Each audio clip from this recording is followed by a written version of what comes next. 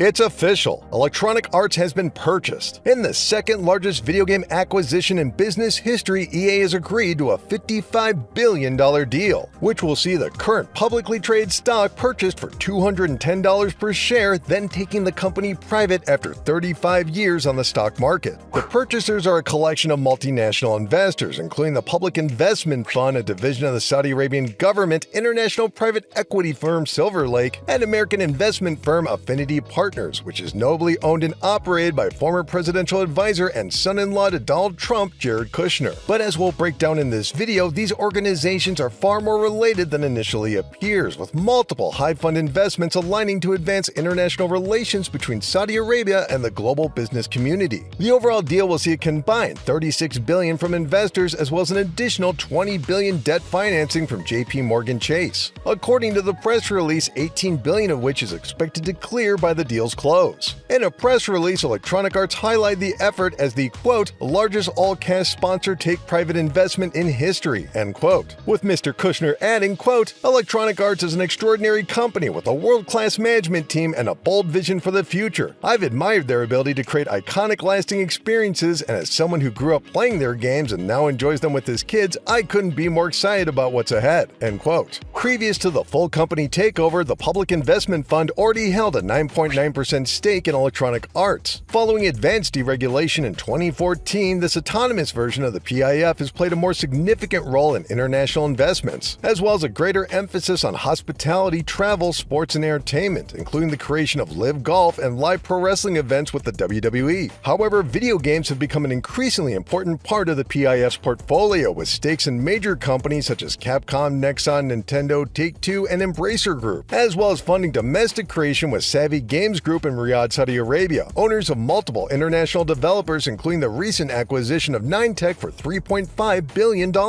In a January press release, the Public Investment Fund explained their motivations as a way to rebalance the video game industry for one of their largest audiences. Quote, unlike mature gaming markets in Europe, the US, and Asia, Saudi Arabia is racing to establish an entire gaming ecosystem from the ground up. The Middle East already outpaces global growth in gaming, with Saudis representing the bulk of the region's gamers. Meanwhile, the 420 million people in the world who speak Arabic have been traditionally underserved by the gaming industry, end quote. However, the PIF has also been the target of constant public scrutiny. Following several years of promising developments, public relations were brought to a halt in 2018 following the murder of journalist Jamal Khashoggi, allegedly committed by the Saudi government at the request of Crown Prince and Prime Minister Mohammed bin Salman. Since then, the public investment firm has been accused of purchasing good publicity as a mask for authoritarian violence. Meanwhile, Jared Kushner's Affinity Partners has also been closely associated with the PIF, as well as the Israeli government. Since its 2021 foundation, Mr. Kushner has highlighted Affinity Partners' goal to bring together historically adversarial countries through mutual investments as a foundation. But this purchase of Electronic Arts is far and away its most high-profile transaction. For those in the tech industry, Silver Lake should ring a bell. Since their formation in 1999, the investment firm has often taken major public companies private, such as GoDaddy and Dell Computers. Earlier this year, Silver Lake acquired a 51% majority share in FPGA chip producer Altera,